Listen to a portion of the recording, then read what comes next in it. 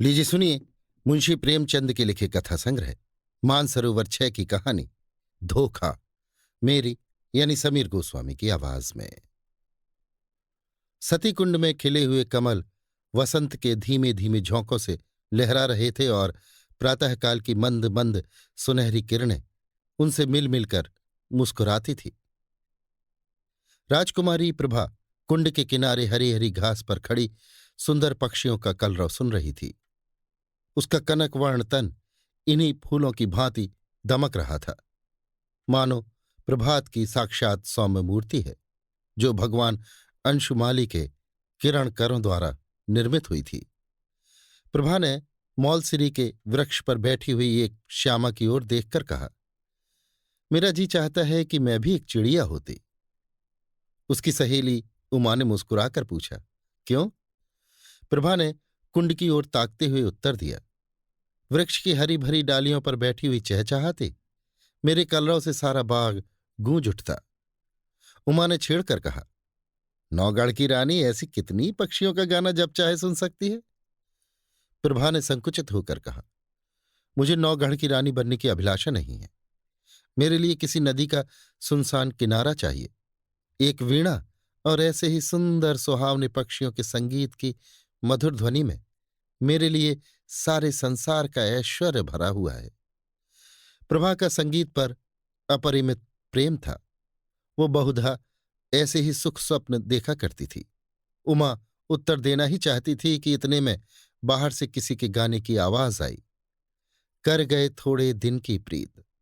प्रभा ने एकाग्र मन होकर सुना और अधीर होकर कहा, बहन, इस वाणी में जादू है। मुझसे अब बिना सुने नहीं रहा जाता, इसे भीतर बुला लाओ। उस पर भी गीत का जादू असर कर रहा था। वो बोली, निस्संदेह ऐसा राग मैंने आज तक नहीं सुना। खिड़की खोलकर बुलाती हूं। थोड़ी देर में रागिया भीतर आया। सुंदर सजीले बदन का नौजवान था। नंगे पैर, नंगे सिर, कंधे पर एक मृग चर्म, शरीर पर एक गेरुआ वस्त्र, हाथों में एक सितार, मुखारविंद से तेज छिटक रहा था। उसने दबी हुई दृष्टि से दोनों कोमलांगी रमणियों को देखा और सिर झुकाकर बैठ गया। प्रभा ने झिझकती हुई आंखों से देखा और दृष्टि नीचे कर ली। उमा ने कहा, योगी जी, हमारे बड़े भाग्य थे कि आपके दर्शन हुए। हमको भी कोई पद सुनाकर कृतार्थ कीजिए। योगी ने सिर झुकाकर उत्तर दिया, हम योगी लोग नारायण का भजन करते हैं। ऐसे ऐसे दरबारों में हम भला क्या गा सकते हैं, पर आपकी इच्छा है तो सुनिए। कर गए थोड़े दिन की प्रीत, कहाँ वो प्रीत, कहाँ ये बिछरन, कहाँ मधुबन की रीत। कर गए थोड़े दिन की प्रीत। योगी का रसीला करुण स्वर, सितार का सुमधुर निनाद, उस पर गीत का माधुर्य प्रभा को बेसुध किए देता था। इसका रसज्ञ स्वभाव और उसका मधुर रसीला गान अपूर्व संयोग था। जिस भांति सितार की ध्वनि गगन मंडल में प्रतिध्वनित हो रही थी, उसी भांति प्रभा के हृदय में लहरों की हिलोरें उठ रही थीं। वे भावनाएं जो अब तक शांत थीं जाग पड़ी। हृदय सुख स्वप्न देखने लगा। सती कुंड के कमल तिलिस्म की परियां बन बनकर मणराते हुए भौरों से कर जोड़ सजल नयन हो कहते थे, कर गए थोड़े दिन की प्रीत। सुर्ख और हरी पत्तियों से लदी हुई डालियां सिर झुकाए चहकते हुए पक्षियों से रूह रूह कर कहती थी, कर गए थोड़े दिन की प्रीत। और राजकुमारी प्रभा का हृदय भी सितार की मस्तानी तान के साथ गूंजता था, कर गए थोड़े दिन की प्रीत। प्रभा बघोली के राव देवीचंद की इकलौती कन्या थी। राव पुराने विचारों के रईस थे। कृष्ण की उपासना में लवलीन रहते थे। इसलिए उनके दरबार में दूर दूर के कलावंत और गवैये आया करते और इनाम इकराम पाते थे। राव साहब को गाने से प्रेम था। वे स्वयं भी इस विद्या में निपुण थे। यद्यपि अब वृद्धावस्था के कारण ये शक्ति निशेष हो चली थी, पर फिर भी विद्या के गूढ़ तत्वों के पूर्ण जानकार थे। प्रभा बाल्यकाल से ही इनकी सोहबतों में बैठने लगी। कुछ तो पूर्व जन्म का संस्कार और कुछ रात दिन गाने की ही चर्चाओं ने उसे भी इस फन में अनुरक्त कर दिया था। इस समय उसके सौंदर्य की खूब चर्चा थी। राव साहब ने नौगढ़ के नवयुवक और सुशील राजा हरिश्चंद्र से उसकी शादी तजवीज की थी। उभय पक्ष में तैयारियां हो रही थीं। राजा हरिश्चंद्र मेयो कॉलेज अजमेर के विद्यार्थी और नई रोशनी के भक्त थे। उनकी आकांक्षा थी कि उन्हें एक बार राजकुमारी प्रभा से साक्षात्कार होने और प्रेमालाप करने का अवसर दिया जाए, किंतु राव साहब इस प्रथा को दूषित समझते थे। प्रभा राजा हरिश्चंद्र के नवीन विचारों की चर्चा सुनकर इस संबंध से बहुत संतुष्ट न थी, पर जब से उसने इस प्रेममय युवा योगी का गाना सुना था, तब से तो वो उसी के ध्यान में डूबी रहती। उमा उसकी सहेली थी। इन दोनों के बीच कोई पर्दा न था, परंतु इस भेद को प्रभा ने उससे भी गुप्त रखा। उमा उसके स्वभाव से परिचित थी, ताड़ गई, परंतु उसने उपदेश करके इस अग्नि को भड़काना उचित न समझा। उसने सोचा कि थोड़े दिनों में ये अग्नि आप से आप शांत हो जाएगी। ऐसी लालसाओं का अंत प्रायः इसी तरह हो जाया करता है, किंतु उसका अनुमान गलत सिद्ध हुआ। योगी की वो मोहनी मूर्ति कभी प्रभा की आंखों से न उतरती। उसका मधुर राग प्रतिक्षण उसके कानों में गूंजा करता। उसी कुंड के किनारे वो सिर झुकाए सारे दिन बैठी रहती। कल्पना में वही मधुर हृदयग्राही राग सुनती और वही योगी की मनोहारिणी मूर्ति देखती। कभी कभी उसे ऐसा भास होता कि बाहर से ये आवाज आ रही है। वो चौंक पड़ती और तृष्णा से प्रेरित होकर वाटिका की चहारदीवारी तक जाती और वहां से निराश होकर लौट आती। फिर आप ही विचार करती, ये मेरी क्या दशा है, मुझे ये क्या हो गया है। मैं हिंदू कन्या हूं, माता पिता जिसे सौंप दें उसकी दासी बनकर रहना धर्म है। मुझे तन मन से उसकी सेवा करनी चाहिए। किसी अन्य पुरुष का ध्यान तक मन में लाना मेरे लिए पाप है। आह, ये कलुषित हृदय लेकर मैं किस मुंह से पति के पास जाऊंगी। इन कानों से क्यों प्रणय की बातें सुन सकूंगी जो मेरे लिए व्यंग से भी अधिक कर्णकटु होंगी। इन पापी नेत्रों से वो प्यारी प्यारी चितवन कैसे देख सकूंगी जो मेरे लिए वज्र से भी हृदय भेदी होगी। इस गले में वे मृदुल प्रेम बाहु पड़ेंगे जो लोह दंड से भी अधिक भारी और कठोर होंगे। प्यारे, तुम मेरे हृदय मंदिर से निकल जाओ। ये स्थान तुम्हारे योग्य नहीं। मेरा वश होता तो तुम्हें हृदय की सेज पर सुलाती, परंतु मैं धर्म की रस्सियों में बंधी हूं। इस तरह 1 महीना बीत गया। ब्याह के दिन निकट आते थे और प्रभा का कमल सा मुख कुमलाया जाता था। कभी कभी विरह वेदना एवं विचार विप्लव से व्याकुल होकर उसका चित्त चाहता कि सती कुंड की गोद में शांति लूं, किंतु राव साहब इस शोक में जान ही दे देंगे, ये विचार कर वो रुक जाती। सोचती, मैं उनकी जीवन सर्वस्व हूं। मुझ अभागिनी को उन्होंने किस लाड़ प्यार से पाला है। मैं ही उनके जीवन का आधार और अंतकाल की आशा हूं। नहीं, यो प्राण देकर उनकी आशाओं की हत्या न करूंगी। मेरे हृदय पर चाहे जो बीते उन्हें न कुढ़ाऊंगी। प्रभा का एक योगी गवैये के पीछे उन्मत्त हो जाना कुछ शोभा नहीं देता। योगी का गान तानसेन के गानों से भी अधिक मनोहर क्यों न हो, पर एक राजकुमारी का उसके हाथों बिक जाना हृदय की दुर्बलता प्रकट करता है। राव साहब के दरबार में विद्या की, शौर्य की और वीरता से प्राण हवन करने की चर्चा न थी। यहां तो रात दिन राग रंग की धूम रहती थी। यहां इसी शास्त्र के आचार्य प्रतिष्ठा के मसनद पर विराजित थे और उन्हीं पर प्रशंसा के बहुमूल्य रत्न लुटाए जाते थे। प्रभा ने प्रारंभ ही से इसी जलवायु का सेवन किया था और उस पर इनका गाढ़ा रंग चढ़ गया था। ऐसी अवस्था में उसकी गान लिप्सा ने यदि भीषण रूप धारण कर लिया तो आश्चर्य ही क्या है। शादी बड़ी धूमधाम से हुई। राव साहब ने प्रभा को गले लगाकर विदा किया। प्रभा बहुत रोई। उमा को वो किसी तरह छोड़ती न थी। नौगढ़ एक बड़ी रियासत थी और राजा हरिश्चंद्र के सुप्रबंध से उन्नति पर थी। प्रभा की सेवा के लिए दासियों की एक पूरी फौज थी। उसके रहने के लिए वो आनंद भवन सजाया गया था, जिसके बनाने में शिल्प विशारदों ने अपूर्व कौशल का परिचय दिया था। श्रृंगार चतुराओं ने दुल्हन को खूब संवारा। रसीले राजा साहब अधरामृत के लिए विवल हो रहे थे। अंतःपुर में गए। प्रभा ने हाथ जोड़कर सिर झुकाकर उनका अभिवादन किया। उसकी आंखों से आंसू की नदी बह रही थी। पति ने प्रेम के मद में मत्त होकर घूंघट हटा दिया। दीपक था पर बुझा हुआ, फूल था पर मुरझाया हुआ। दूसरे दिन से राजा साहब की ये दशा हुई कि भौरे की तरह प्रतिक्षण इस फूल पर मंडराया करते। न राजपाट की चिंता थी, न सैर और शिकार की परवाह। प्रभा की वाणी रसीला राग थी, उसकी चितवन सुख का सागर और उसका मुखचंद्र आमोद का सुहावना कुंज। बस प्रेम मद में राजा साहब बिल्कुल मतवाले हो गए थे। उन्हें क्या मालूम था कि दूध में मक्खी है। ये असंभव था कि राजा साहब के हृदयहारी और सरस व्यवहार का, जिसमें सच्चा अनुराग भरा हुआ था, प्रभा पर कोई प्रभाव न पड़ता। प्रेम का प्रकाश अंधेरे हृदय को भी चमका देता है। प्रभा मन में बहुत लज्जित होती। वो अपने को इस निर्मल और विशुद्ध प्रेम के योग्य न पाती थी। इस पवित्र प्रेम के बदले में उसे अपने कृत्रिम रंगे हुए भाव प्रकट करते हुए मानसिक कष्ट होता था। जब तक राजा साहब उसके साथ रहते, वो उनके गले लता की भांति लिपटी हुई घंटों प्रेम की बातें किया करती। वो उनके साथ सुमन वाटिका में चुहल करती, उनके लिए फूलों का हार गूंथती और उनके गले में हाथ डालकर कहती, प्यारे देखना, ये फूल मुरझा न जाएं, इन्हें सदा ताज़ा रखना। वो चांदनी रात में उसके साथ नाव पर बैठकर झील की सैर करती और उन्हें प्रेम का राग सुनाती। यदि उन्हें बाहर से आने में जरा भी देर हो जाती तो वो मीठा मीठा उलाहना देती, उन्हें निर्दय तथा निष्ठुर कहती। उनके सामने वो स्वयं हंसती, उनकी आंखें हंसती और आंखों का काजल हंसता था।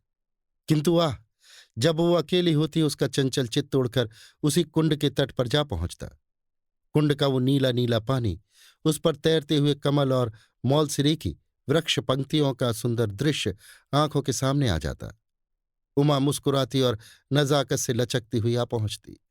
तब रसीले योगी की मोहनी छवि आंखों में आ बैठती और सितार के सुलसित सुर गूंजने लगते। कर गए थोड़े दिन की प्रीत। तब वो एक दीर्घ निश्वास लेकर उठ बैठती और बाहर निकलकर पिंजरे में चहकते हुए पक्षियों के कलरव में शांति प्राप्त करती। इस भांति ये स्वप्न तिरोहित हो जाता। इस तरह कई महीने बीत गए। एक दिन राजा हरिश्चंद्र प्रभा को अपनी चित्रशाला में ले गए। उसके प्रथम भाग में ऐतिहासिक चित्र थे। सामने ही शूरवीर महाराणा प्रताप सिंह का चित्र नजर आया। मुखारविंद से वीरता की ज्योति स्फुटित हो रही थी। तनिक और आगे बढ़कर दाहिनी ओर स्वामी भक्त जगमल, वीरवर सांगा और दिलेर दुर्गादास विराजमान थे। बाईं ओर उदार भीम सिंह बैठे हुए थे। राणा प्रताप के सम्मुख महाराष्ट्र केसरी वीर शिवाजी का चित्र था। दूसरे भाग में कर्मयोगी कृष्ण और मर्यादा पुरुषोत्तम राम विराजते थे। चतुर चित्रकारों ने चित्र निर्माण में अपूर्व कौशल दिखलाया था। प्रभा ने प्रताप के पाद पद्मों को चूमा और वो कृष्ण के सामने देर तक नेत्रों में प्रेम और श्रद्धा के आंसू भरे मस्तक झुकाए खड़ी रही। उसके हृदय पर इस समय कलुषित प्रेम का भय खटक रहा था। उसे मालूम होता था कि ये उन महापुरुषों के चित्र नहीं, उनकी पवित्र आत्माएं हैं। उन्हीं के चरित्र से भारतवर्ष का इतिहास गौरवान्वित है। वे भारत के बहुमूल्य जातीय रत्न, उच्च कोटि के जातीय स्मारक और गगनभेदी जातीय तुमुल ध्वनि हैं। ऐसी उच्च आत्माओं के सामने खड़े होते उसे संकोच होता था। आगे बढ़ी। दूसरा भाग सामने आया। यहां ज्ञानमय बुद्ध योग साधना में बैठे हुए देख पड़े। उनकी दाहिनी ओर शास्त्रज्ञ शंकर थे और दार्शनिक दयानंद। एक ओर शांतिपथगामी कबीर और भक्त रामदास यथा योग्य खड़े थे।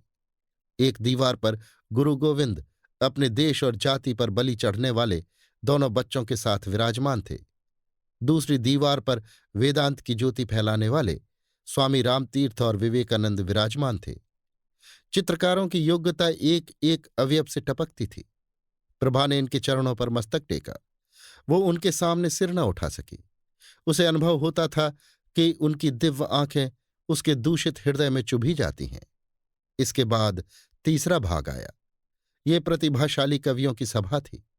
सर्वोच्च स्थान पर आदि कवि वाल्मीकि और महर्षि वेदव्यास सुशोभित थे। दाहिनी ओर श्रृंगार रस के अद्वितीय कवि कालिदास थे। बाईं तरफ गंभीर भावों से पूर्ण भवभूति। निकट ही भर्तृहरि अपने संतोषाश्रम में बैठे हुए थे। दक्षिण की दीवार पर राष्ट्रभाषा हिंदी के कवियों का सम्मेलन था। सहृदय कवि सूर, तेजस्वी तुलसी, सुकवि केशव और रसिक बिहारी यथाक्रम विराजमान थे। सूरदास से प्रभा का अगाध प्रेम था। वो समीप जाकर उनके चरणों पर मस्तक रखना ही चाहती थी कि अकस्मात उन्हीं चरणों के सम्मुख सर झुकाए उसे एक छोटा सा चित्र दिख पड़ा। प्रभा उसे देखकर चौंक पड़ी। ये वही चित्र था जो उसके हृदय पट पर खिंचा हुआ था। वो खुलकर उसकी तरफ ताक न सकी, दबी हुई आंखों से देखने लगी। राजा हरिश्चंद्र ने मुस्कुराकर पूछा, इस व्यक्ति को तुमने कहीं देखा है? इस प्रश्न से प्रभा का हृदय कांप उठा। जिस तरह मृग शावक व्याध के सामने व्याकुल होकर इधर उधर देखता है, उसी तरह प्रभा अपनी बड़ी बड़ी आंखों से दीवार की ओर ताकने लगी। सोचने लगी, क्या उत्तर दूं? इसको कहीं देखा है? उन्होंने ये प्रश्न मुझसे क्यों किया? कहीं ताड़ तो नहीं गए? हे नारायण, मेरे पत तुम्हारे हाथ हैं, क्यों कर इनकार करूं? मुंह पीला हो गया, सिर झुकाकर क्षीण स्वर से बोली, हां, ध्यान आता है कि कहीं देखा है। हरिश्चंद्र ने कहा, कहाँ देखा है? प्रभा के सिर में चक्कर सा आने लगा। बोली, शायद एक बार गाता हुआ मेरी वाटिका के सामने जा रहा था। उमा ने बुलाकर इसका गाना सुना था। हरिश्चंद्र ने पूछा, कैसा गाना था? प्रभा के होश उड़े हुए थे। सोचती थी, राजा के इन सवालों में जरूर कोई बात है, देखूं लाज रहती है या नहीं। बोली, उसका गाना ऐसा बुरा न था। हरिश्चंद्र ने मुस्कुराकर कहा, क्या गाता था? प्रभा ने सोचा, इस प्रश्न का उत्तर दे दूं तो बाकी क्या रहता है। उसे विश्वास हो गया कि आज कुशल नहीं है। वो छत की ओर निरखती हुई बोली, सूरदास का कोई पद था। हरिश्चंद्र ने कहा, ये तो नहीं, कर गए थोड़े दिन की प्रीत। प्रभा की आंखों के सामने अंधेरा छा गया, सिर घूमने लगा। वो खड़ी न रह सकी, बैठ गई और हताश होकर बोली, हां, यही पद था। फिर उसने कलेजा मजबूत करके कहा, आपको कैसे मालूम हुआ? हरिश्चंद्र बोले, वो योगी मेरे यहां अक्सर आया जाया करता है, मुझे भी उसका गाना पसंद है। उसी ने मुझे ये हाल बताया था, किंतु वो तो कहता था कि राजकुमारी ने मेरे गानों को बहुत पसंद किया और पुनः आने के लिए आदेश किया। प्रभा को अब सच्चा क्रोध दिखाने का अवसर मिल गया। वो बिगड़ कर बोली, ये बिल्कुल झूठ है, मैंने उससे कुछ नहीं कहा। हरिश्चंद्र बोले, ये तो मैं पहले ही समझ गया था कि ये उन महाशय की चालाकी है। डींग मारना गवैयों की आदत है, परंतु इसमें तो तुम्हें इनकार नहीं कि उसका गान बुरा ना था। प्रभा बोली, ना, अच्छी चीज को बुरा कौन कहेगा? हरिश्चंद्र ने पूछा, फिर सुनना चाहो तो उसे बुलवाऊं? सिर के बल दौड़ा आएगा। क्या उनके दर्शन फिर होंगे? इस आशा से प्रभा का मुखमंडल विकसित हो गया। परंतु इन कई महीनों की लगातार कोशिश से जिस बात को भुलाने में वो किंचित सफल हो चुकी थी, उसके फिर नवीन हो जाने का भय हुआ।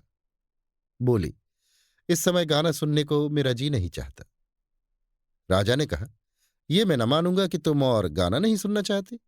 मैं उसे अभी बुलाए लाता हूं। ये कहकर राजा हरिश्चंद्र तीर की तरह कमरे से बाहर निकल गए। प्रभा उन्हें रोक न सकी। वो बड़ी चिंता में डूबी हुई थी। हृदय में खुशी और रंज की लहरें बारी बारी से उठती थी। मुश्किल से 10 मिनट बीते होंगे कि उसे सितार के मस्ताने सुर के साथ योगी की रसीली तान सुनाई दी। कर गए थोड़े दिन की प्रीत। वही हृदयग्राही राग था, वही हृदय भेदी प्रभाव, वही मनोहरता और वही सब कुछ जो मन को मोह लेता है। एक क्षण में योगी की मोहनी मूर्ति दिखाई दी। वही मस्तानापन, वही मतवाले नेत्र, वही नयनाभिराम देवताओं का सा स्वरूप।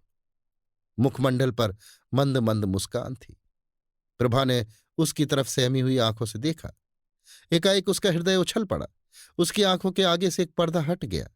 प्रेम विह्वल हो उठा। आंखों में आंसू भरे वो अपने पति के चरणार विंदों पर गिर पड़ी और गदगद कंठ से बोली, प्यारे प्रियतम। राजा हरिश्चंद्र को आज सच्ची विजय प्राप्त हुई। उन्होंने प्रभा को उठाकर छाती से लगा लिया। दोनों आज एक प्राण हो गए। राजा हरिश्चंद्र ने कहा, जानती हो मैंने ये स्वांग क्यों रचा था? गाने का मुझे सदा से व्यसन है और सुना है तुम्हें भी इसका शौक है। तुम्हें अपना हृदय भेंट करने से प्रथम एक बार तुम्हारा दर्शन करना आवश्यक प्रतीत हुआ और उसके लिए सबसे सुगम उपाय यही सूझ पड़ा।